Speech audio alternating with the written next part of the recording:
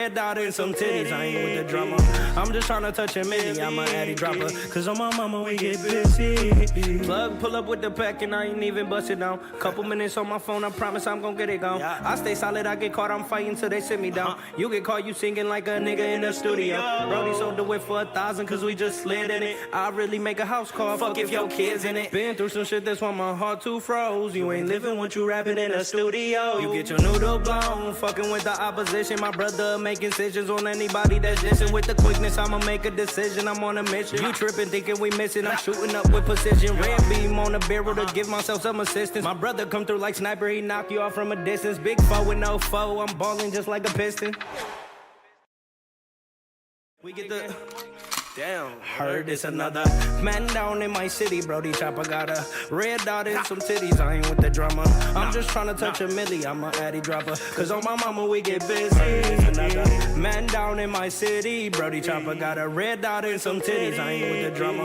I'm just tryna touch a milli, I'm a addy dropper. Cause on my mama we get busy. Plug, pull up with the pack, and I ain't even bust it down. Couple minutes on my phone, I promise I'm gon' get it gone. I stay solid, I get caught, I'm fighting till they sit me down. You get caught, you singing like a nigga in the studio. Brody sold the whip for 1,000, cause we just slid in it. I really make a house call, fuck if your kids in it. Been through some shit that's why my heart too froze. You ain't living what you rapping in the studio. You get your noodle blown, fucking with the opposition. My brother make incisions on anybody that's dissing. With the quickness, I'ma make a decision. I'm on a mission. You tripping, thinking we missing. I'm shooting up with precision. Red beam on the barrel to give myself some assistance. My brother come through like sniper, he knock you off from a distance. Big foe with no foe, I'm balling just like a piston. We get the... Damn, heard it's another man down in my city, Brody Chopper got a... Hey, what's up, everybody? This is the El Nino Podcast. I'm Eladio Nino, and this is Real Everyday People. So business is first. As always, big shout out to my first sponsor of the year, Nathan Blandsett. He's the owner of Next Gen Electric. Powering the future. If you have any electrical needs, whether the residential or the commercial, you can give him a call. He's also he's master licensed. He's also has a contractor's license. He's fully insured, and he also has an A+ rating with the Better Business Bureau. He also has a Google guaranteed badge.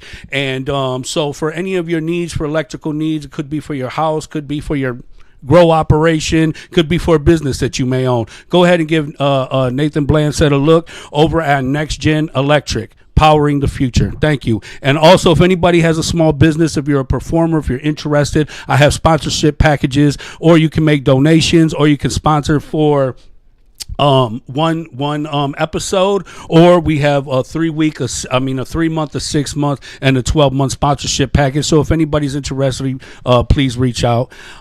Today was a beautiful day.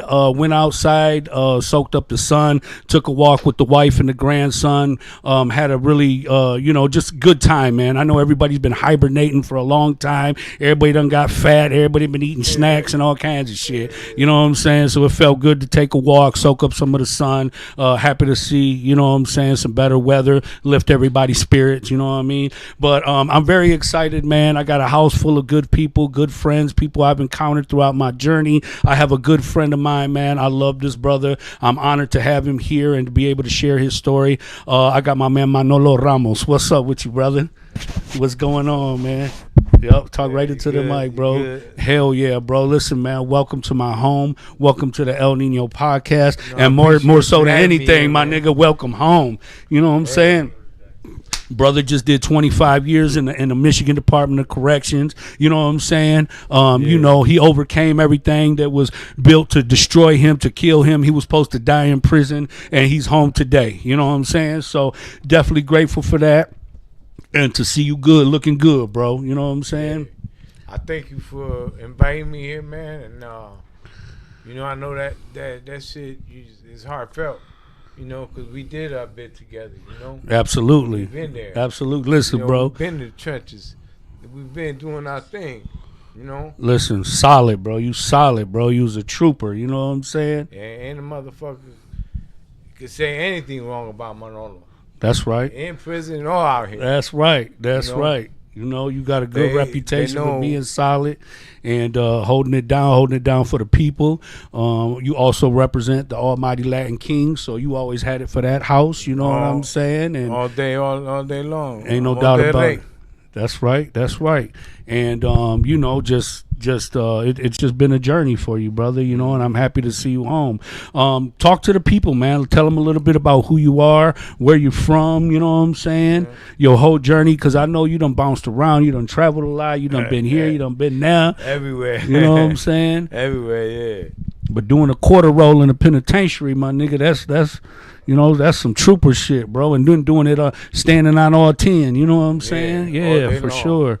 Yup, much love to you, man. Welcome home, bro. Man, I love you, man. You know that I respect and always treated you like you my baby. You know, you always gonna be there. Ain't no doubt, And man. the love I had for him, the love I had for a lot of other brothers that were in prison, you know, it was real hard. You know. That's right, brother. That's right. We do healing over here on the El Nino podcast. We do a lot of healing over here, baby. That's what this shit is based on. You know what I'm saying? That's why it's called Real Everyday People, man, because we want people to feel our pain, know who we are, where we been, you know, where we at and where we headed. And that where it belongs. You know, a lot of brothers don't understand the shit that you got to go through while in prison. Just for not yourself, but your family. Absolutely. You're trying to survive for your family, so your family could survive for you. Yes, sir. Yes, sir. Ain't no doubt about it, man. The shit is real. You know, people think this shit is a game. You in there, you spend half your life in there. You know, the majority of your life in there. I know people that have been in prison longer than they've been in society. You know what I'm saying? Yeah. But you know, big shout out to my man Chris Delgado, my man Rick Speck. You know what I'm saying? Shout out to the fam. What's up? You know what I'm All saying? the brothers in here Thank you for showing pulling love. up. Had a yes, right. That's they're all right. showing love to Manolo. You know, they know what it is. You You know, know, all of us, you know, come from the trenches and we out here killing the game, bro. You know, I'm emotional because of the simple fact that I'm around a lot of guys that I love. That's right. And That's right. We I love know you. Respect me as well. Ain't no doubt. So it's hard, man. Ain't no doubt. You know, when you in prison, man, you substitute your families and you build bonds and brotherhoods with people in there. You know what I'm saying? And you know, it's unfortunate because you always have to learn how to attach and detach because, you know, people go to the hole, people ride out. Like everything is temporary, you know what I'm saying? Yeah. So, you know, when you build bonds with good brothers, you get to see everybody in their rare natural form, who they are. Right. It's not like being in society where you can dress yourself up, you can wear gold, you can wear diamonds, you can have cars, you can have cologne, you can have clothes, you can wear a clown suit, you can dress yourself up and be whatever the fuck you want to be. You know what I'm saying? Right. But when you come to prison, brother, who you are is going to be revealed. Everybody going to see at you, they going to see through you, they going to see past you, they going to see above you. You know what I'm saying? Everybody listening, everybody watching, and you know, everybody going to see you for who you truly are. You know what I'm saying? And you know, me and all the brothers that I mentioned and so many more, Free to Real, you know what I'm saying? Wilson Rivera, Dario Cruz, Mike Banks, you know what I'm saying? All the brothers, Tom Martinez. Dario, baby, shout out, baby. Ain't no doubt, man. You know, get these brothers home, man, because honestly, bro, they would be assets to our community. You know what I'm saying? We shouldn't be crucified for the things that we done in the past because we were raised under different circumstances, situations, in different terms. People, you know, from today's generation don't even understand the struggles and the things we had to endure or go through just to survive, just to get through the day. You know what I'm saying? No, when I was younger, that's how it went down. You know, I was born in Chicago, raised in New York. You know, that's right. I came to Detroit in like the '80s. When I came down to Detroit, it was a different environment. You know what I mean? It was a different vibe.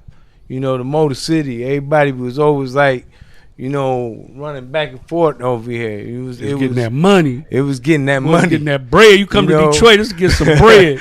We was doing that thing. You know, we was running around in the sticks. Me and my cuz We running around this bitch, man, making mad money, you know, off of shit that, you know, the motherfuckers today couldn't even touch, you know. That's right. We was doing our thug thistle back then, you know. For sure. And living life to the fullest. Ain't no doubt. And everything that I went through life, whatever, you know, I paid for. You know, for all that had happened to me, I paid for that shit. You know? Yes, sir. And I went down, didn't say a word about nobody. That's right. Didn't say 52 years. Oh man, I'm telling on everybody. 52 years. 52 years. How much coke? I have a key. And they want to give you 52 years of your life for a half a bird. 52 years for a half a bird. Because they wanted me to tell on everybody and their mamas what they wanted. You know how many motherfuckers they tricked with that shit? You know what I'm saying? They ain't get you with that shit, huh? They was trying to get me to tell everybody and their mama. And I wasn't about to do it. That's I right. wasn't about to be the one they was going to use for that shit. You know, you wasn't going to be on the first 48, was you? Hell no. Everybody coming over there and shooting me or my family or in the crib was nah. Yeah, man. You know, we was cut from a different cloth, bro, for real. You know what I'm saying? Yeah. Yeah, but, you know, that lifestyle, man, it just, you know, everything comes fast and it goes fast, bro. You know what I'm saying? Mm-hmm. And, you know, I know that we were, you know, we grew up in a certain, you know, environment with a certain type of lifestyle. Everything we did was based on survival by all means necessary. Yeah, you know what I'm saying? Exactly. And, you know, we weren't talking about graduating from high school or education or none of that shit. Everything was based on your hustle and how you live and how you survive. You take care of yourself, you and your family, and you know you do what you can to the grave, for your like community. Yeah, but you know it's a lot of us that paid the price, though, bro. You know what I'm saying? Like, you know, you spent 25 years in prison. They gave you 52 years for that shit, bro. You know what I mean? That was my whole life, man. You know, I've been 85 years old when I get out. Yeah, that's if everything would have went through like they planned it, you know, I would still be in prison today. Yes, sir. I met you at Lapeer. We were at Thumb Correctional Facility. Yeah. You know, and I came down with the 52 years. That's all I had. Ain't no doubt, bro. I couldn't even believe 108 years in prison for a first time offense. Why the hell they give you so much time, bro? That shit was crazy. They wanted me telling everybody and their mothers what they wanted. Hey, listen, man, I heard that you done jumped into the Detroit River, all kinds of shit. Somebody say, yeah, you remember that shit? That nigga Joey, that nigga faked his own death and all kinds of shit. I was there for a year, bro. I was there for a year. They believed I was there for a year. They told Jackie, the family, everybody. I felt bad as fuck, man. They told everybody. So what year did you get caught up? And they found out that I was alive. and it was 98. Okay. 98 when they found out that I wasn't dead. You know. Hell no. But they put it out for me, man. They put me on Miracles Most Wanted, all that shit. So you was on the run for 10 years?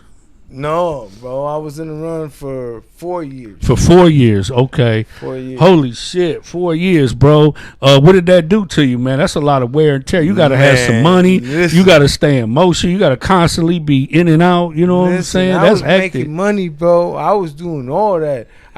You know Julito. Yes, baby, sir. God rest his soul, bro. You know, he ain't going to let me die. He died, man, but he ain't going to leave me, baby. Yes, sir. He was gonna leave me baby like that. He sent me to Miami, man. I was straight. Okay. So I was living like a king over there for real. I was looking so good, man. I was living large, you know. Everything was straight. In Tampa and Miami. Okay. I remember we was in the joint. You used to talk about Tampa a lot. Yeah, Tampa was where I ended up. Okay. I ended up where I kind of expanded. You know, You expand your operations. Tony and Manolo, expand the operations. Yeah, Chicago, New York, yeah, but you know, it just things where I was going through and everything like that. I got tired in the end of it. I got tired, you know, because I couldn't talk to family. I couldn't talk to friends. You know, I couldn't get. One day I'm sitting there. I was at a beach house out in Miami, and I'm sitting there. You know, my homeboy gave me this beach house, dope ass beach house, and I'm sitting there, and I got like 30 people in the house, and with all the people there at the house, nobody knows me. So how'd they know where to go? They're sitting there and they stealing the dope. I got like dope on the trays, and they just stealing and shit. Oh, they ain't even doing it. They pocketing that shit. They're pocketing the shit, and they walking around. And I'm like, I'm not even drinking, bro. I got a beer, but I'm not really drinking. You know, Coke is like sand in Miami, bro. You know what I'm saying? Yeah. That shit plentiful. You know what I mean? Listen. And at that moment, I realized, man, I said, man, I don't know none of these people. What the fuck is all these people doing in my house? You know what I mean? What am I thinking? So how did they get there? Someone told them that I was going to have some people together. You just have a little get together and everybody showed up, huh? And everybody came from the bar to the house. Okay. You was the after hours then. Yeah, they used me at the after hours. Okay, so at least you had some support while you was on there, because I know people who have been on the run and they said that shit is exhausting. They was to the point where they were happy they got caught. Once they got caught, it was like, man, I was so relieved. No. You know what you don't know how true that is, bro. You don't know how true I do. I had that feeling, bro. Listen, when I got caught, bro, I was like, I don't know why, but I felt like finally, you know what I'm saying? Yeah, like I felt relief, bro. Bro, not being able to see your kids. Not being able to see your wife, who you love, you care for it as well. Not being able to come back to your family, talk to for 4 years, bro. That shit. After 4 years, I looked at myself one day. I broke down, man. Fell down to the ground and said, man, what you doing, man? Yeah, no doubt. You got to see your family. You got to see your kids. You know, and through all that, I still prevailed. You know what I'm saying? Absolutely, man. I came back, brought me back. You know, because I gave up. I ain't telling them where I was at or nothing. You know what I mean? I just stopped running. Yeah. You know what I mean? I stopped using the correct IDs. I had like about 4 or 5 aliases. You know? And every 6 months, you get popped if you still have the alias, because they'll come back to your face. Okay. You know? So every 6 months, I was trading identities. You had to remember a lot of birthdays, your names and shit. I couldn't remember shit. No social security numbers, nothing. There was times that I was like, man, it's right there, in plain sight. Shit. But yeah, I just stopped doing that, man. What kind of toll did it have on your family? Man, my wife went through it. You know, my kids went through it without their mom there. How many kids you got? I had 3 kids, 3 boys. Okay. They're all men now. Yeah. You know you brought one of your sons with you, man. Yeah, I brought one of my sons with me. That's right, man. He's a gentleman. Yeah, he's back there. He's a gentleman. That's right. He's a good man. He, working man. He ain't nothing like his dad. Yeah. He ain't nothing like me. The only thing he's I'm sure he has some of your qualities. The music, he bad as hell. He a good DJ. Man, you gotta listen to his. So listen, y'all should start up a band, because this is something else that I just recently learned about you, is that you were a freestyle singer. I heard that you was in Hurricane Production and you was able to be like Stevie B and them. I know that was you. Probably said some shit like that too. I said, what? I said, get out of here. I said, not Manolo. He was going to be a freestyle singer. That nigga thought he was motherfucking Stevie B in this bitch. Nah. That shit used to give me hoes like a motherfucker though. What you was doing, man? What was the name of your favorite song you was singing? Man, which one? Which one not? Hell Spring no. Love, all that shit. Hell no. You was doing freestyle karaoke night at that bitch. Hell yeah. That's the shit, though, man. You can't never go wrong with freestyle music, man. And, big shout out, man, to all the DJs from the Southwest Detroit community, who have been Chris doing Iberia over there. Rest in peace, DJ Hurricane, one of the greatest, you know what I'm saying? And just there's so many I could name, just DJs who were, influential and inspirational in their music, you know what I'm saying? DJ Cal, you had McLove, you know what I'm saying? You had my cousin DJ Hyman, DJ Illusion. You got my son too. You got my man DJ Angel all the way DJ live. DJ Manny, my son. My son at the clubs over there downtown. Yeah, my man Ruben Lazoya, him and his brother Tony with Masterminds. Man, there's just so many. You know what I'm saying? From back in the days, from the 80s. You know what I'm saying? So many DJ crews, house parties. Come on, man, we can't forget about him. Hell yeah, DJ Exotic was cold. You know what I'm saying? But yeah, I love that, man. Keep it freestyle alive, man. Hell yeah. That shit right there, that's for the culture, bro. Yeah. Yup, definitely, man. Yup. So it's great though, that you came home and you're able to build a bridge and a bond and a relationship with your family, your kids, your son. Since I've been home, bro, my sons Victor and Emilio, they decided they didn't want shit to do with me, bro. I'm going on home. I've been home going on almost 6 years now, bro. And these motherfuckers still won't talk to me, bro. You know what I'm saying? I be trying to reach out, you know what I'm saying? Like, I don't even feel like right if I don't at least try to reach out. Right. And it's just it's fucked up, bro. You know what I'm saying? I'm sorry to hear that, bro. It's terrible, that's bro. some hard shit, man. Yeah, I wouldn't know where I would be if my sons ever turned away from me, man. And I didn't even expect that shit, bro. That was day one coming home. Hard, shit got real. That got to be hard. Yeah, no doubt, man. Especially coming out the pinta and trying to move on with your life and the life that you want to move on with. Trying to right my wrongs, and it's not there. Yeah, for real, bro. Yeah, that's not cool. But I'm glad though, bro, that you have your son in your life. You got your family, and they stood with you, and they here for you, and they gonna make sure that you good. You know what I'm saying? Yeah. And I know you gonna make sure that you good, bro. Yeah. Yeah. We've been through a hell of a journey, bro. I'm back with my ex-wife Jackie. Remember, I was always talking about her all the time. Yes, sir. Yeah. So. Yeah. Back. Did you ever tattooed somewhere on you too or something like that? Okay, yeah, I know, I remember. Yeah, no doubt about it, man. So what happened? Y'all renewed your vows? You got No, we ain't doing none of that yet. Oh, but, okay. But we getting there. We getting there. The kids, my boys are grossed out and shit, but it's all good. Yes, sir. Yes, no doubt about it, man. Mom and dad, you just got to take it. Yup, for sure, man.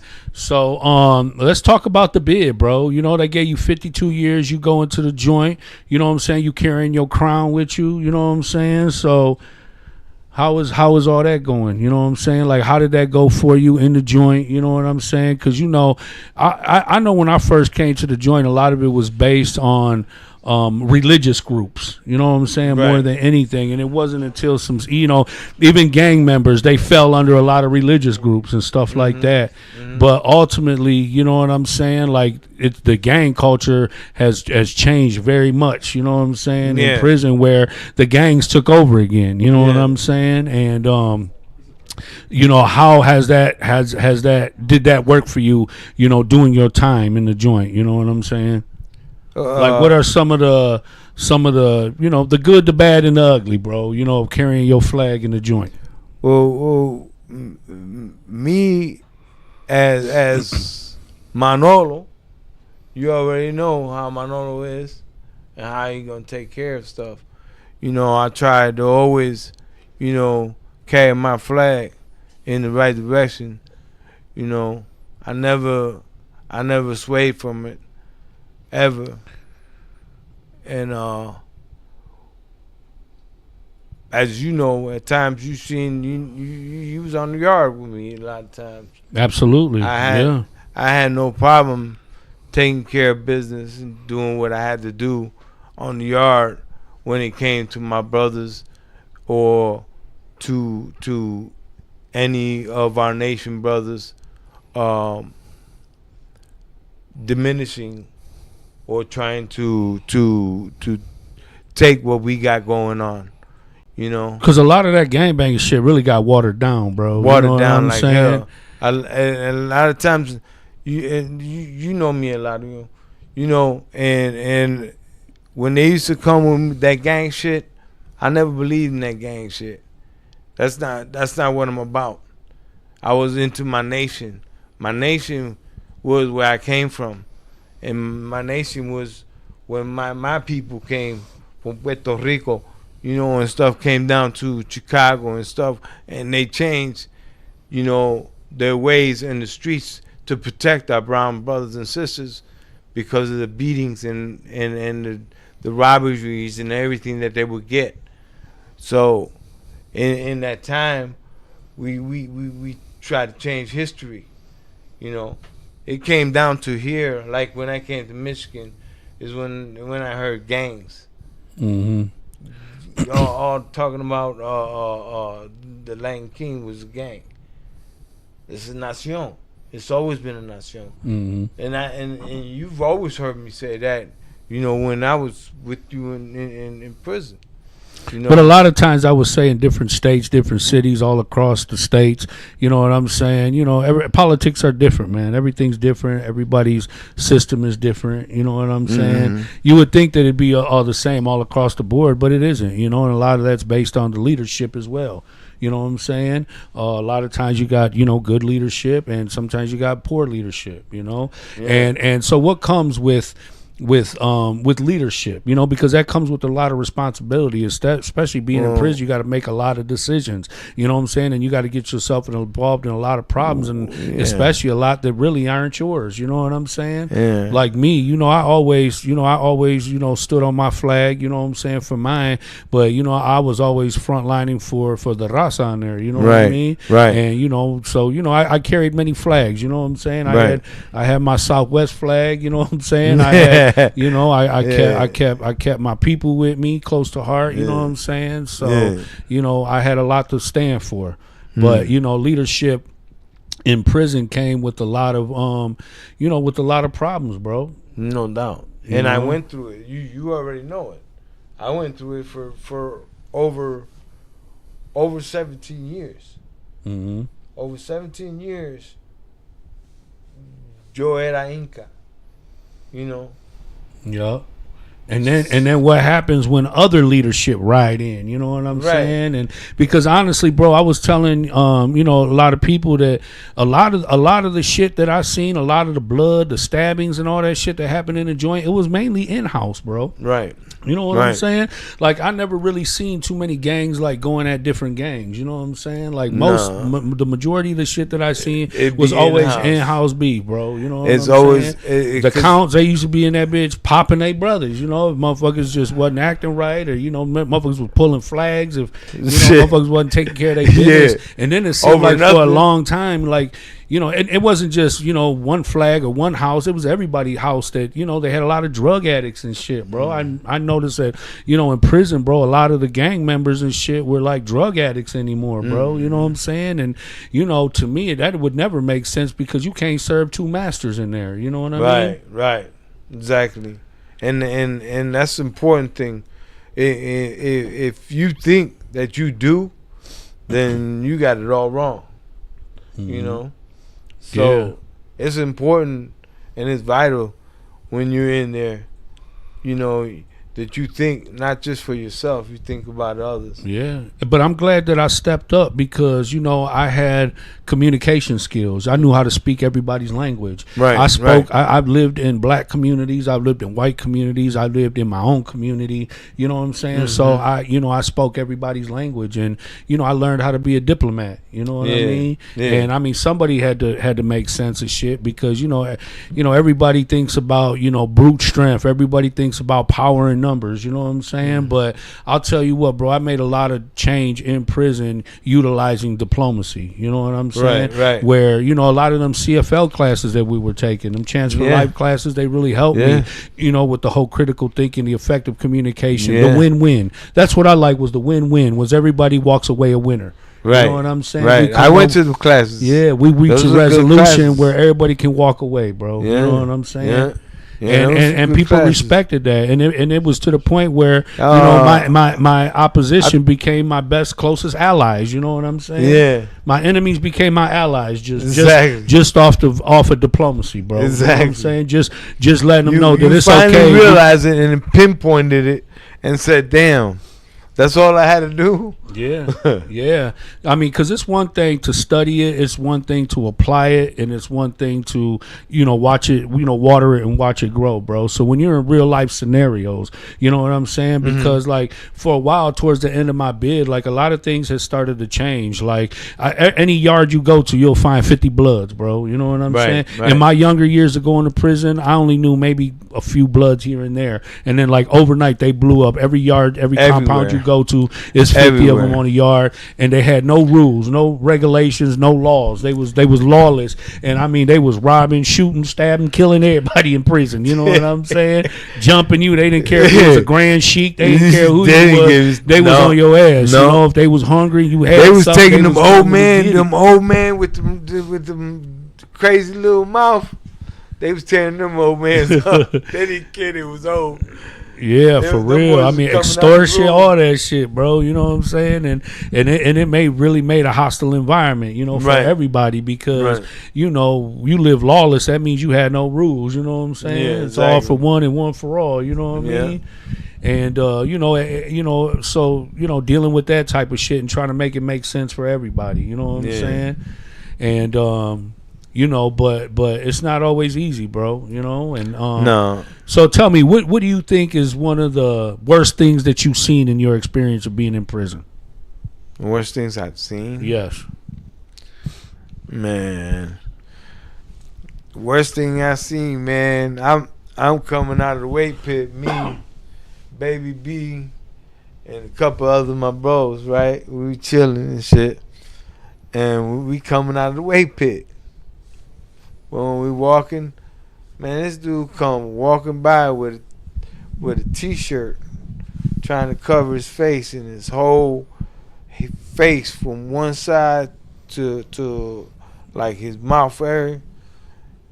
They $150 him. $150 them, man, in the weight pit for some bullshit. It was for some bullshit. It was over some weights. Yeah, cut. They stay on bullshit in there for real. The microwave, everything. You be stabbed in your face 32 times over the microwave. So listen, this the craziest shit I seen, and I was at Lapeer when it happened. There was this big black dude. He was with a bunch of his guys. You know what I'm saying? They over there heckling this little skinny, little goofy, little white dude walking by. Big dog, big fella punched him in the back of the head for laughs, you know what I'm saying? White dude like, oh, you know what I'm saying? Goofy as hell, like, oh, you know what I mean? You can't ever underestimate nobody, bro. You know what I'm saying? Right. You know, dog, look, man, you a bitch. You know what I'm saying? They all laughing at him and shit like that. This was, I think, first yard, morning yard. We come out second yard. We was in level 4 at the time, you know, at Thumb. And man, you can't underestimate nobody, man. Listen, this white dude, goofy looking white dude, he came out, he had his motherfucking mittens on, he had that big white thermal cup, you know what I'm saying? Bro, he went in there, he boiled hot water, chili powder, and Vaseline in that thermal cup, bro. He came outside, bro, and splashed dog in his face with that hot ass shit, bro. And when old boy grabbed his face came off on his hands, bro. You know what I'm saying? Like, you can't underestimate nobody. You can't just treat people how you want to treat. I don't care how goofy they look. You don't know what they capable of, what's in their mind. Old boy came back and was like the Riddler, bro. You know what I'm saying? He was laughing like, yeah, bitch, I got back at you. You know what I'm saying? And that's how. So that was some wild shit to see, bro, because you ain't never gonna look the same no more. Yeah. And every time you look in your face, that's you gonna think about dog. You gonna think about dog. Like, damn, I shouldn't even punched him in his head like that because he done fried my face. You know what I'm saying? And that's the same thing with getting $150. You know what I'm saying? Once you get your motherfucking $150, you gonna every time you look in the mirror, you gonna be like, God damn, this nigga done got me. You know what I'm saying? Then people gonna ask, what's that on your face? You know what I'm saying? Right. And you know, so I know before that was like the mark of the beast. You know what I'm saying? The $150 usually was used for people who were snitches. You know what I'm saying? They don't do that. But no once more. they started putting up all the cameras in prison, you know what I'm saying? Everybody was still putting in work, but we had to be swift with it. You know, we couldn't sit there and stab you 27 times. You know what I'm saying? Right. So you know, brothers, you know, they got swift with it. You know what I'm saying? They got to making them little razors, bro. Shit, we would put 3-4 razors in it. That way it cut your shit 4-5 times. You know what I'm saying? With the popsicle stick. You know, a nigga had hobbycraft and that motherfucker with glue and all kinds of shit. And it was crazy, bro. You know what I'm saying? You sitting there trying to hold your face from falling apart. You know what I mean? It was crazy, bro. You got hit by a triple razor. For real, man. But yeah, that's just wild, man. A lot of people don't think about the shit that you got to go through when you get in there, man. You know what I'm saying? Like, you know, for us, man, like, you know, I was raised to believe that shit was a badge of honor. You know what I'm saying? Whether I killed you, whether you kill me, whether I go to prison, like, it was no losing. You know what I'm saying? Right. If they kill me, you gonna miss me. If I kill you, they gonna fear me. If I go to prison, they gonna respect me. So it was like I couldn't lose. You know what I'm saying? But then you grow up and you realize, what the fuck was I thinking? Nigga was raised like an animal, nigga. We went from a residential jungle to a concrete jungle. You know what I'm saying? And came out them bitches some lions. No doubt. You hear me, bro? No doubt. You know what I'm saying? It just got to the point where it's based on survival, bro. Blood was the answer. It didn't matter if it was my blood or your blood, nigga. We gonna be bleeding this bitch together. You know what I'm saying? Yeah. Just like that, because we live in a bloodthirsty society, nigga. Everybody eat with their eyes. You know what I'm saying? Exactly. And blood and violence, that's what they respect. You know. So I lived like that probably for the first 12 years, man. Left a blood trail behind me. You know what I'm saying? Yeah. You know how they say trail of tears, nigga. I left a trail of blood behind me. Once I learned them diplomacy skills, I got my shit together and found out there was another way, bro. You know what I'm saying? And that shit just opened up a world of opportunities for me. And it's crazy because all that shit that I learned in there, I'm applying out here, bro, and it's working. You know what I mean? And that's a beautiful thing, man, when you think like that. You know what I mean? And it gets you to a different place. It brings you to a different perspective of your life and how you lived it before. You know what I mean? You decipher both of them now. You know which one is I could go this route, or I can go back to over here and I'll be all right and continue to move on. You know? Absolutely. Or go back to what I was used to. You know, and that's one thing that I'm not doing. I'm not gonna make that mistake. You know what I'm saying? I'm not gonna go back to what I used to be into. You know what I mean? Yeah, because you never know what you got until you ain't got it no more. Exactly. Bro. You know I lost my family. I lost my kids. I lost my wife. I lost everything. My house, my car. I mean, my business. Your life. You know what I mean? My whole life. You know what I mean? And it took 25 years of my life to come out here and finally realize that, you know, the most important thing in my life was family, friends, people that I got love for, people that got love for me, you know, and I know they got my best interest in hand. Yes, you know? Yes, sir. You know, because when you in the prison, bro, and you go through that shit, you learn the difference between circumstantial and unconditional love. You learn how to redefine family, friendship, love, loyalty. You know what I'm saying? No doubt. We were taught a lot of things about love and loyalty and family and all that, but it was from the streets, though. You know we what followed I'm saying? it. Me and you followed that shit. Yeah. This motherfucker. We was in prison together, and we came all the way over here in the sticks still, and together, you know, and him doing his thing. You know what I mean? You know, I'm coming up to do my thing, but I like to see my brothers, everyone prosper and gain. So one day, in my mind, in my heart, I know I'm gonna gain as well. So it's easy for me to decipher that. You know what I mean? Yes, sir. So how has it been building bonds with your grandkids? Oh man. The other day I babysitted them. I babysitted for about 4 hours. You know, my son was supposed to stay out. He was supposed to go out with his girl. You know, I was babysitting because of that. He came back to the house, and he was like, "What you doing, Daddy?" I said, "What you mean?" He said, "Come on, let's go. Get the kids ready. Let's go." You want to go? We went and played pool. We went and played some not pool, bowling. Oh, some bowling. Okay, We went yeah. bowling and shit. Nice little place. I ain't been bowling since I've been out. Okay, It was the first time.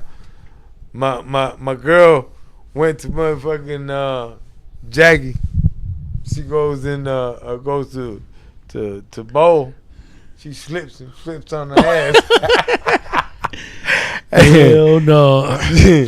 She said, and I ain't laughed at first though. I went, grabbed her, picked her up, and seen when she was all right. She was like, "Oh my God, I busted my ass." I said, "Yeah, you did."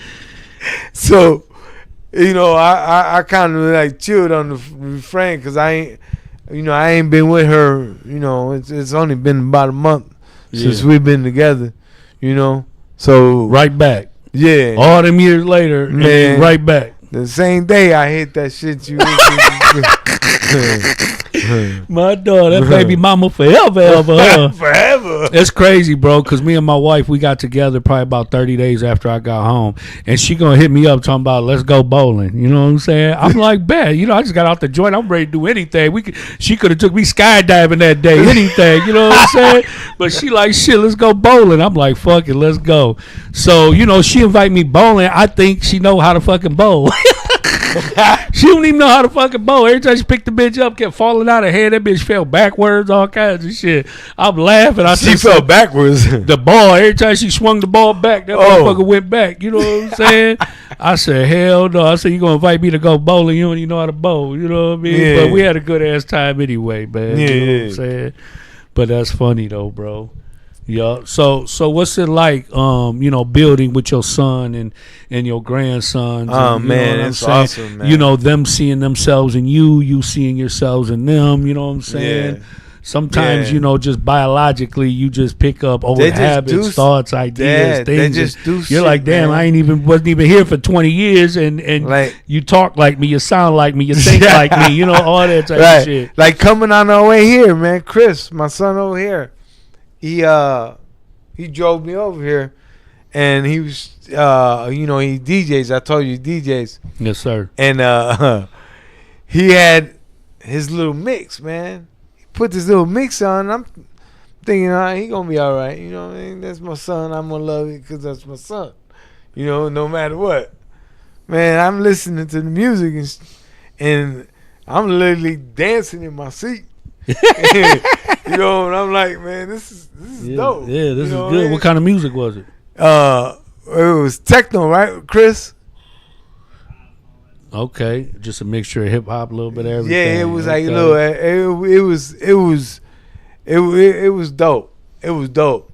I wouldn't even, and I used to DJ back in the day. Listen, that's what the DJ's supposed to make you do is dance, bro. You know? Yeah, he was doing this Thug Thizzle, and I was proud of him at that moment. You know what I mean? Hell yeah, definitely, Yeah. man. Shout out to my man DJ Angel, man. He broke bread, gave my mom a couple freestyle CDs and shit.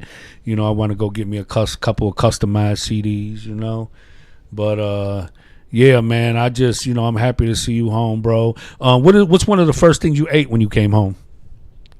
What was it? Damn, nigga, it ain't been but 2 weeks. The nigga forgot already. It was a cheeseburger? Oh yeah, yep. A motherfucking cheeseburger, huh? Okay. I just had to have cheeseburger, man. Man, listen, bro. I'm talking about for years. I told everybody when I come home, I can't wait to eat a Burger King Whopper. That's what I wanted, a Whopper so bad. You know what I'm saying? And do you know, my mom today, they came in like 3-4 carloads of people, man, came to pick me up Right. from Macomb. Man, my mom had a whole trunk. She had about 12 motherfucking dozen of tamales. She said, ain't no motherfucking Burger King for the pop off today, baby. You for eat tamales. She had about 6-7 different flavors. You hear me? Yeah. She said, ain't no motherfucking Burger King. You know what I'm saying? And it's crazy because I didn't even eat Burger King till about 90 days after I got home.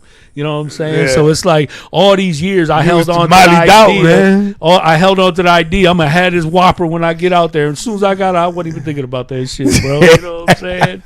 That shit crazy, man. Shit. No, but I came when they did that, in IHOP. I wanted IHOP, and for some reason I wanted IHOP. Now I'm thinking about Red Lobster. I want some Red Lobster. That's right. Hell yeah. Yeah. Yeah, we're going to have to take you to Red Lobster, man. You know what I'm saying? Get you a steak and shrimp. Get you a surf and turf or something, man. I ain't going to lie, bro. I still do cook-ups, nigga. I still love cook. I love my little nachos. All that fuck shit, outta man. here. I'm not bullshit. That's my family, bro. I got pictures, nigga. We done big tables, bro. You got serious, man. Right? The rice, everything, bro. I still... I get the chili, the meat stick, just like prison. I use microwaves, bro. I don't use nothing else. I swear to God. You know, what can I say, man? I still love that shit. My nigga, man. Shit, we done made tamales in that bitch. We done made our little chunky beef burritos. Yo, them tamales, man. They making them tamales in there now, bro. Pizzas, all that shit. That shit some real tamales, man. Yeah, I remember we used to take them motherfucking Fritos, crush them bitches down in the dust. You know what I'm saying? Put a little seasoning on them, throw a little water on them. Bam, we got masa. You know what I'm saying? Masa for the tamales. Hell yeah, for sure, man. That was the shit, boy. Yeah, anytime there was holidays, anything, birthdays, you know what I'm saying? I don't know. I always ended up cooking because I knew how to cook. So I could cook for 10, 20 of us easy. You know what I'm saying? Like I was. No. You was a master chef. I remember. Hell yeah. I remember I ate some of your shit. Them bagel sandwiches, them bitches was famous. Yeah. He said, yeah. Yeah. I was like one of them motherfuckers right now. I was about to say, I bet you won't pass that motherfucker up. I wouldn't pass it up at all. Yeah, I came home. I said, I told motherfucker, I'll show you 72 ways to cook this motherfucking noodle. You hear me? Yeah, and you know it's crazy because you say, oh my God, I never want to look at a noodle again. I never fucking want to eat a noodle again. You know what I'm saying? And you know that's true. You look in my motherfucking closet, nigga. I got cup soups, nigga. I got square soups, nigga. I got all just like commissary, nigga, right in my little pantry. You know what I'm saying? If you want some shit, I'll store it out to you. Hell yeah. Shit, I remember when I first came to the joint, everything was 2 for 1, bro. You know what I'm saying? And then motherfuckers came with the 2 for 3, the 1.5. I said, oh, that's sweet now. Yeah. Good store man business. Man, I started doing everything 2 for 1. Everything was 2 for 1. 2 for 1. You get one, you get 2 back. You get 2 back. Hell yeah, that's how it was when I first went in. And it was all right. It's crazy because I seen guys, bro, who didn't have nothing. They'll take the Christmas bag. Remember the bags we get from Christmas? And they'll sell all the little items for noodles and shit. And then store them noodles out. You know what I'm saying? And then buy a bag of coffee and break it down in shots and sell the shots. And then buy another bag of coffee. And I'm talking about within 30 to 60 days, bro, this motherfucker who did not have nothing took a Christmas bag and turned that bitch into a whole store.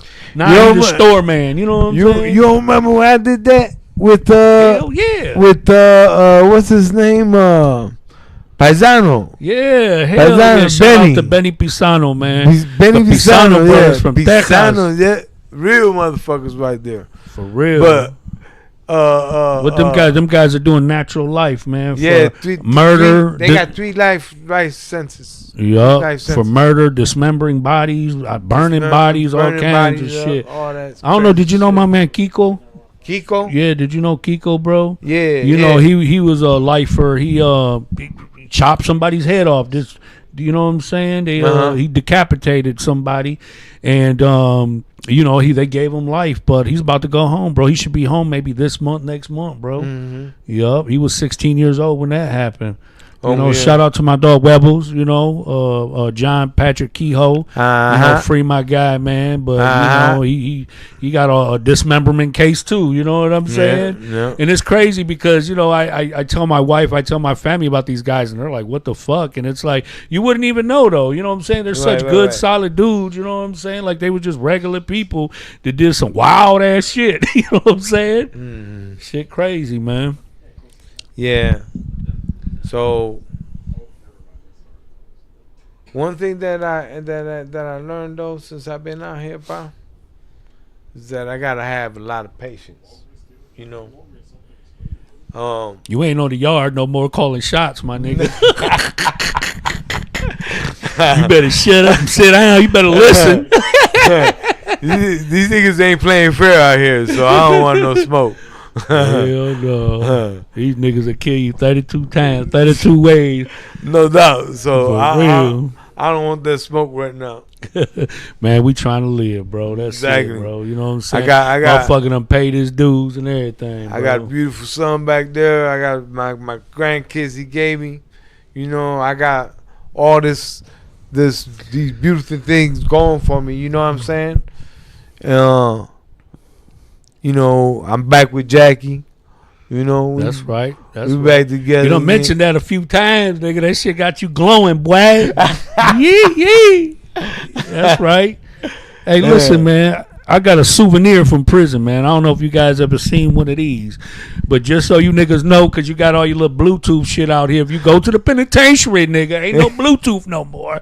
You going to get a motherfucking MP3, and I don't even think they got these no more. You know what I'm saying? They got tablets and shit now. But this right here, this is how I got through my motherfucking bid, man. They charge you $1.50 each song, you know what I'm saying, to download on a kiosk. But yeah, this is the MP3, a bitch like a little miniature brick. You hear me? But yeah, this would see me through my bid, man. You know, downloaded all my favorite music. I know that was the first time I learned about Icewear Vezo. He had that song called the Money Phone and the Have Nots. I got all that shit on it. That's how I first got hip to Icewear Vezo when I was in the joint. Them young boys like, man, you got to listen. I was like, man, he the hardest. And ever since I've been home, bro, I've been big fan listening to his shit. He goes hard every time, bro. But I just wanted to share this with you guys. If you guys never seen one of these, this is what you get in the penitentiary. That's your MP3. You know what I'm saying? What was the name of the headphones we used to use? R12s, R10s or some shit. Some R10 headphones, you know what the I'm black saying? ones. Those are. Hey, I took one of them, right? I sold mine. Hell yeah, And them was worth some money. $100 I sold it for. Hell yeah. Dude gave me $100. I told him, hell yeah, go Run ahead. that shit. Turn around, I see a dude with the band, black band. I said, man, I'll give you $15 for that band right now. He's like, what? He's like, yeah, I'll give you $15 for that band. And I get the band from him. I take it. I put it in a plastic bag. Fill out the forms. Send the thing back to the company. And they sent me a brand new pair back. Damn, yeah. Hell Black yeah. R10. Everybody was shooting the moves, yeah. If you can get lucky enough. Hey, man, big shout out to my man, Danny Harani. He bought me this souvenir over here. Welcome to the shit show. Oh, man, that's my guy, man. Much love to you, man. Appreciate you in more ways than one, man. Definitely, bro. So you've been home, what, about a month? I've been, few weeks? Yeah, a month. How's things been going for you, brother? What would have been some of the eye openers? What are some of the challenges that you're faced with right now? The eye openers are basically, you know, I gotta find my place. You know, I gotta get myself together. You know, I gotta make sure that me and my ex-wife is gonna be together and we're gonna be all right. You know, That's right. get That's everything right. together. Yeah, good for you. You know, Good for you guys, for sure. Yeah, I'm putting that relationship to start. You know what I mean? Yeah, that's good, man. You got to have a solid foundation, man. You got to have some direction. Yeah. You got to know what you want and what you don't want, bro. You know what I'm Exactly. saying? With all the shit we've been through, man, we ain't got time for errors, man. Yeah, you know? that's what's important to me. Everything to me is family right now. You know what I mean? I want my family back. I want them all. I want all of us back together. I want them all of us to enjoy each other. You know, I want things that I think I told you I wanted to do a mentor thing as well. You know, I want to Yes, do the sir. mentorship, you know, for children, young youth, you know, that growing up and has went through the same thing or maybe worse than I did, you know, to try to Deter them. yeah. If I get one kid to listen to what message I have to give them, you know, that's one kid more than the streets are gonna have. You know what I'm saying? Yes, so sir. it it's vital that I try to give back, although that I feel the state and everything got me. I'm not gonna sit there and blame no one. I'm gonna take what I feel and what my mind tells me to do. I'm gonna do, and it's telling me do something for the youth, in this city. Yes, sir. Yes, sir. And everywhere else. That is our duty, bro. That's how we redeem ourselves. We come home as redeemers. We pour back into our youth, our community. We give back. You know what I'm saying? We tell them about the stories of the hell that we went through, everything we endured, so that they'll know. You know what I'm saying? So they're not out there buying dreams that everybody's selling. You know what I'm saying?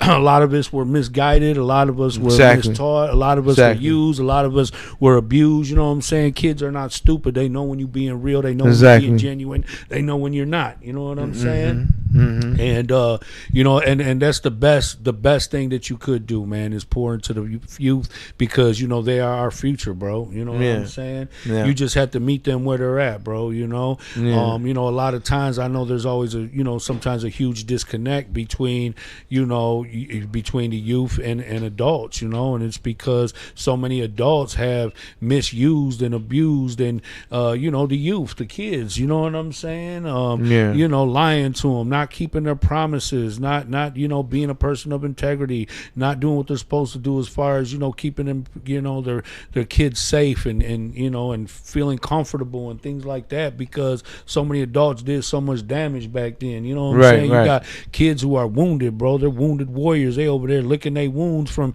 shit that they had to see, shit that they had to endure, from abandonment, from neglect, being sexually abused, being beaten, just all that type of stuff, bro. And so we got to show them that that there is another way. You know what I'm saying? And there is hope. You know what I'm saying? And that brings that child to reality. It brings that child back to know that he can make a change. He can make that change, so his life can be different than what it is now, and what it is for his future if he doesn't do nothing. Yes, sir. So one of the things you picked up a craft in prison was cutting hair. You was one of the coldest barbers, you know what I'm saying, on the yard. You know what I'm saying? That was part of your hustle, right? Yeah. Cutting hair was part of your hustle with the little beard trimmers. You over there whipping them boys up. You had them boys lined up on the yard cutting their hair. Step off, go fap a nigga up real quick, and then come back and finish a nigga's fade. You know what I'm saying? Hey, Chris, man, that was the way your dad was doing his time. He sit there giving somebody a fade, go step to the side, give a motherfucker a 3-piece hot and spicy real quick, come back and finish your haircut. Hey, I used to cut his hair in the school building. Who, Chris? Chris Delgado? Yeah. Oh, we'll go to church and do it over there in church. 15 minutes real quick. Hell yeah. Quick, too. Hell yeah. He was a whole different unit, so I used to have to get real quick. Yeah. He was in 1200 and I was in 900. No, I was in 1200. He was in 600, right? Yeah. How did you learn? Did you learn in prison? Did you cut hair before prison? Or? No, I cut hair before prison. So you was a barber and you was a freestyle singer and you was a dope dealer.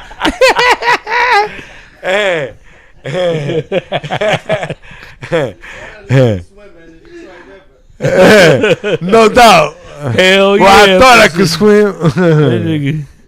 He became a magician. Hey. He said once they found out I wasn't dead.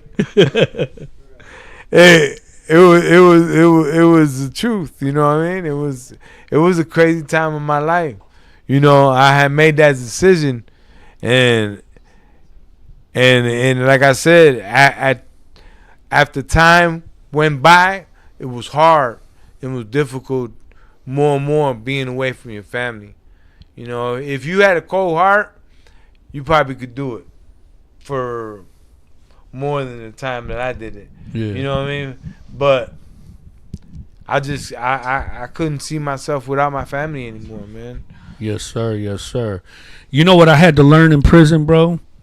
I had to learn how to say no. I never knew how to say no. Prison is not the place to be a good person. Let me tell you that. To have a good heart, that's the wrong place in America. You want to be a good person. This guy right you know here what I'm had saying? a huge heart. For real, man. But I had to He learn see how me to on say the no. yard. He see me on the yard, and I just ride in or something. And he don't even ask. He say, "Hey, hold on, I'm gonna be right back." And he'll go to his unit, get some stuff, come back and start throwing me coffees and all. He said, "Here, man, there you go. That's for you, man." Hell yeah, you my guy, man. I love you, bro. You know what I'm saying? Yeah. My brother, man. We in this shit together, man. He If I got it, you got it, bro. You know what I'm saying? He used to break bread like a motherfucker. That's one thing I can say about him. Ain't no doubt, man. But I will tell you, some niggas out there, they forgot to say thank you. I said, oh, these boys think I'm sweet. You know what I'm saying? Oh, Nigga out here just trying to be good to a motherfucker. Every store these niggas at my door like I owe them something. You know what I'm saying? Nigga need a phone call, a stamp, nigga, 2 noodles, all kinds of shit. I'm just looking out because, you know, it's a lot of guys in there that don't really got no support. You know what I'm saying? But I said, shit, you know, these motherfuckers don't even say thank you no more. You know what I mean? So I was like, you know what? I'm going to have to change this shit up. Because one thing for sure, man, it's a lot more takers than it is givers. You know what I'm saying? And it's not just in prison, but it's out here as well. You know what I mean? But that was probably one of the best things that I learned is how to say no to motherfuckers. You know what I'm saying? And, you know, people say, you know, if you ever want to test who your friends are and see who they really are, sometimes you got to either put some money on the table or tell them no and see how they respond to it. You know what I'm saying? Nigga, but oh man, Ladio's a good motherfucker. And one day I can't do something for you, that nigga ain't shit. You know what I'm saying? That's just how it be, bro. You know my girl did that to me once. She told me, she goes, listen, she says, all you friends, they act like they're your friends, and this is, they're not really your friends. And said, go in the bar tonight and don't buy any drinks for anybody. And wait to see if somebody buys you a drink. I told her, I said, why would I do that? You know, I was doubting my niggas. All rip, right? I was thinking like, man, these niggas gonna fuck me over. I already know if I agree to this, it's not gonna work for my interest. But cause she gonna be right. She said it again. She goes, all right, what you don't think they gonna do for you? She started naming guys all Juju, Tudo, none of those guys gonna, and this. So I was like, and was she right? Man, listen. By the end of the night, man, I started cussing everybody out. You bitch ass motherfuckers. Y'all ain't shit. None of you niggas could buy me one drink, man. Yeah. You made my wife, man. She said you guys wasn't gonna do it, and y'all didn't do it. And she was right. And she was right. I ain't gonna lie, man. My wife, she's right a lot. Even when I don't want to admit it, I'd be like, damn, she was right. You know what I'm saying? Yeah. You know, I love it though. You know, they see the things we don't see. You know, what I'm Right, saying? exactly. And sometimes at some point you got to reach the point like, you know what, man, that's my better half. I got to pay attention. You know what I'm saying? Right, because, right. Like I said, they see shit that we don't see because we in the middle of everything. We involved with everything. Right. You know what I'm saying? We got our heart. We're led by our hearts. You know what I'm saying? But sometimes we ain't aware of the hearts of others. At least not then. We was young. Now it's different. I see a motherfucker coming a mile away. No you know doubt. what I'm saying? Nigga, don't No even doubt. try it. Nigga, I see you, I smell you, I hear you, I feel you, nigga, all that shit. You ain't even had to turn around and go. Yeah, nigga, don't even try it. You know what I'm saying? I already know what you want, bro. You know what I'm saying? Yeah.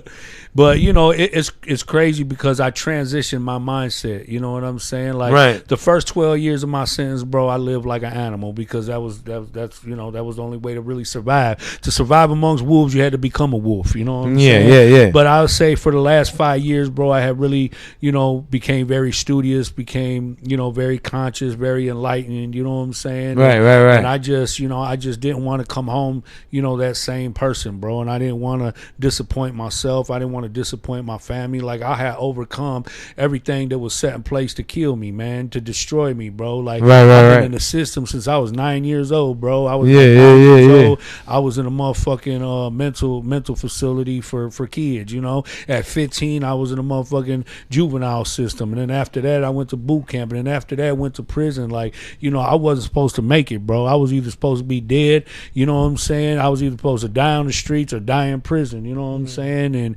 and I got a second chance, bro. You know what I'm saying? So I just don't play with my freedom. I don't take life for granted. I don't take friendship, none of that shit. You know what I'm saying?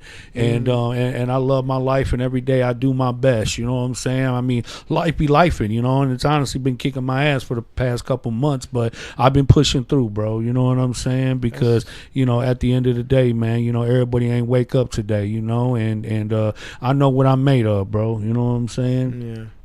Yeah. My biggest worry is, the transition.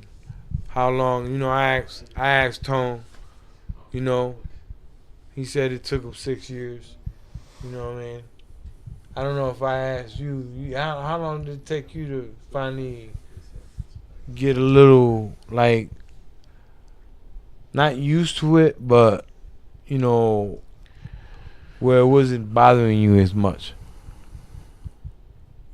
Freedom, being home, society, like trying to adapt into this society. Yeah. Honestly, it didn't take me long, and the reason it didn't, because I started while I was in prison. A lot of people say, okay, well, I'm gonna wait to go home and I'll change. And I'm like, bro, if you can't do it now, you definitely ain't gonna be able to do it then. Because, no. Because I'm like, you have to pre-plan and pre-prepare to go home, because temptation is out there. That's where the women are, the alcohol, the drugs, the everything that corrupts people. You know what I'm saying? Right. People that don't have boundaries or healthy boundaries, or people who are irresponsible, who indulge and engage in shit like that, where it overcomes them and becomes them and all that type of shit. You know what I'm saying? I pre-planned and pre-prepared, bro, on all those types of things. When I came home, I knew exactly what I wanted, what I didn't want. You know what I'm saying? Like, I had, for the first time in my life, I had goals, I had dreams. You know what I'm saying? I was disciplined, I was focused. You know what I'm saying? But it's just, we live in a society that is very demanding, bro, and I didn't want to become a robot, because when I was in prison, I used to I started watching the news. I started paying attention to the world and politics and how everything works and, the economy. I never gave a fuck, bro. I came from the slums, bro. You know what I'm saying? If you want to talk about some money, I don't even want to hear shit you talking about. Right. You know what I'm saying? But as I grew up and I started learning about, the systematic way that the world, operates, and politics, and, Democrats and Republicans and who's making decisions, and who's, the rich, the poor, the churches, the religion, the culture, all this type of shit. I had plenty of time to evaluate and look at shit, you know what I'm saying? And I'm like, you know what, man, I just, I want to come home, bro, and I want to live my life. I never want to be a slave again.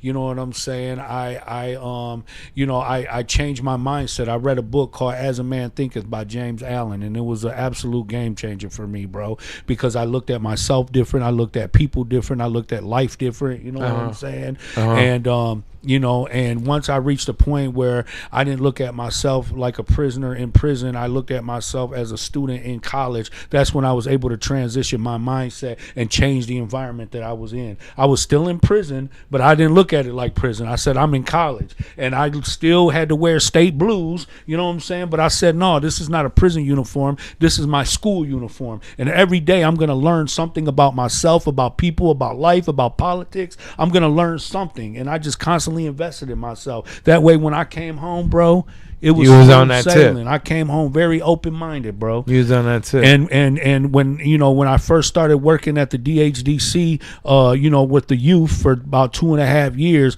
I realized that today was not my time to teach, and today was not my day to speak. Today was the day for me to listen, and today was the day for me to be a student and learn from them. In order for me to be able to guide them, advise them, I had to know what they were going through. I had to listen to them and hear it from them first. You know what I'm saying? I couldn't automatically came home and assume that they went through the same struggles that I did and that we did, and it wasn't. It was very different, bro. You know what I'm saying? Yeah. Before, when we went to prison, there was no LGBTQ, bro. There was none of that type of stuff, you know what I'm saying? And there's literally kids who were struggling with that, trying to identify who they are, what they are, where they belong, you know what I'm saying? All that type of shit,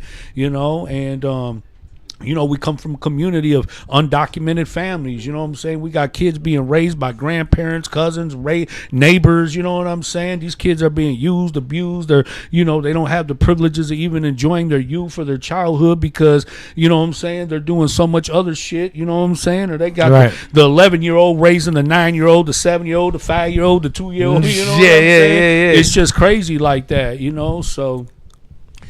I came home, bro, prepared. You know what I'm saying, to be successful, and life is taking a toll on me because shit is real. You know what I mean? But I still keep my head up.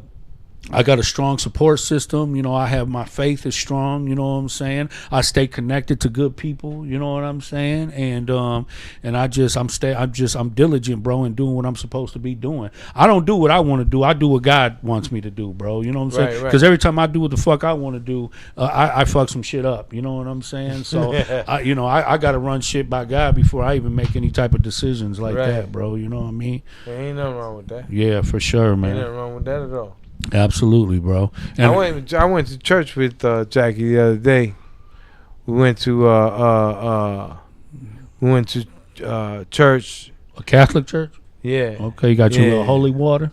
Yeah. Okay. Yeah. I was really grateful that we had the opportunity to go to Little Rose Chapel. You know what I'm saying? Oh yeah. It was nice being able to go in there. It reminded me. I told you, it reminded me of my father-in-law, who he ended up in the passing, but it reminded me of him. So that day that we went over there, it brought me back to Joe. Absolutely. He was a good man. You know what I mean? Yes, sir. You would have liked him. I know that. Yeah. You guys got that. He was real friendly person. He loved everybody. Yes, sir. Yes, sir. I want to talk about your health conditions, bro. You know what I'm saying? Bro, I've always known you to be strong, and you're still strong. Strong as fuck. One of the strongest people I know.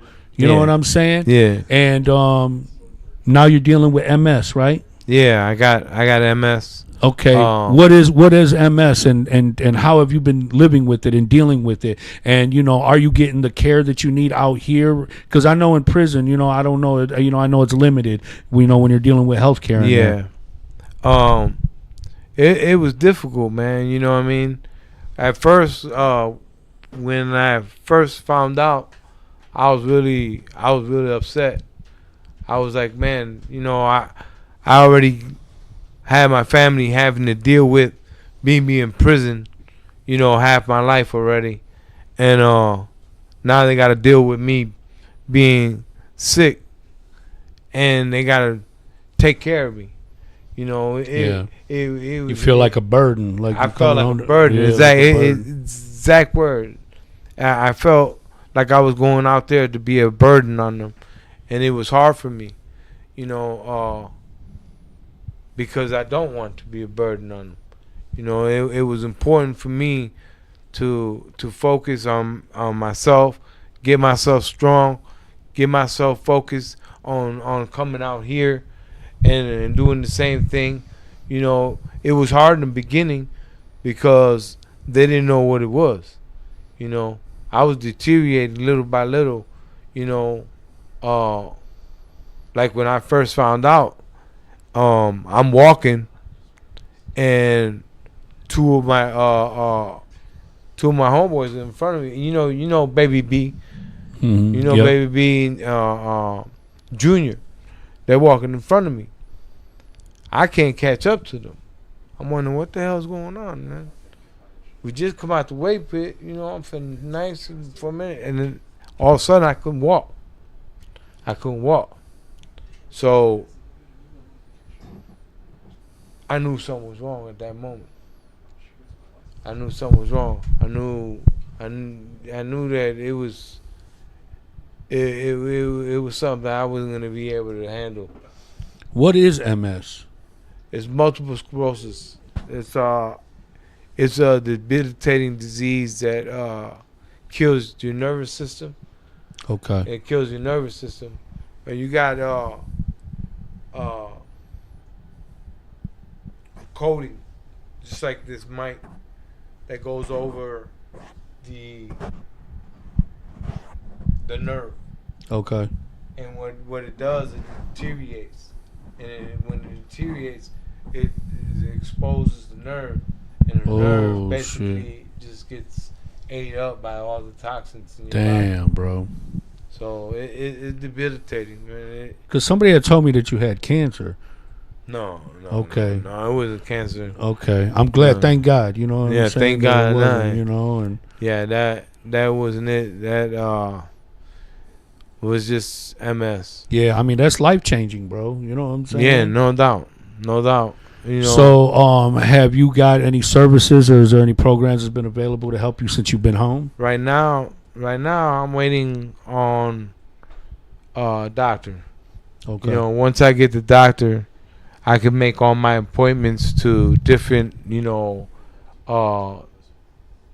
neurologists, because that's what I need. For me is a neurologist, Okay. and basically that's it.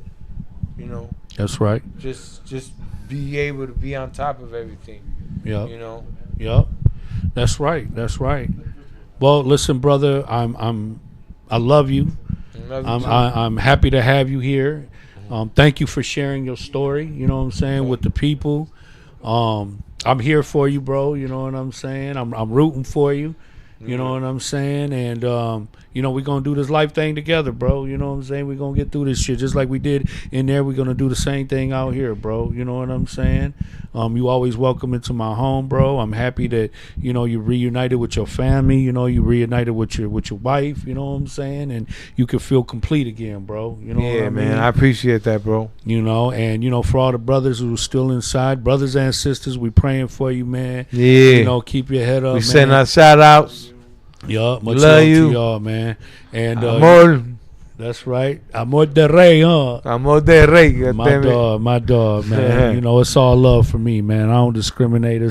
It's all love, you know what I'm saying, on my end, man. I'm all about respect across the board, bro, because at the end of the day, we all the same. Everybody come from a different tribe. They got different flags, you know what I'm saying? But at the end of the day, we all the same, man. You know what I mean? We all got the good, the bad, and the ugly, you know? But, again, for any of your electrical needs, holler at my man Nathan Bland. Said you can go to his website. It's called Next Gen Electric, powering the future. Any of your electrical needs, talk to him. He's servicing the Downriver community. Good brother, man.